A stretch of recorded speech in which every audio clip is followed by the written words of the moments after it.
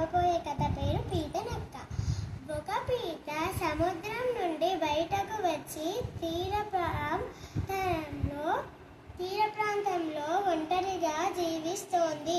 అటుగా వెళ్తూ ఆకలిగా ఉన్న ఒక నక్క చూసి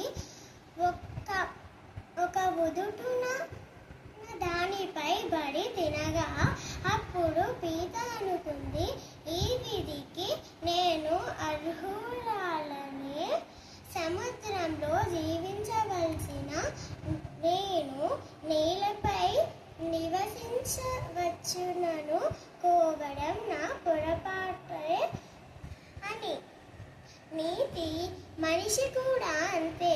తమ బాధ్యతలు విస్మరించి ఇతరులకు సంబంధించిన పనులలో జోక్యం చేసుకుంటూ దురదృష్టం పాలవుతాడు.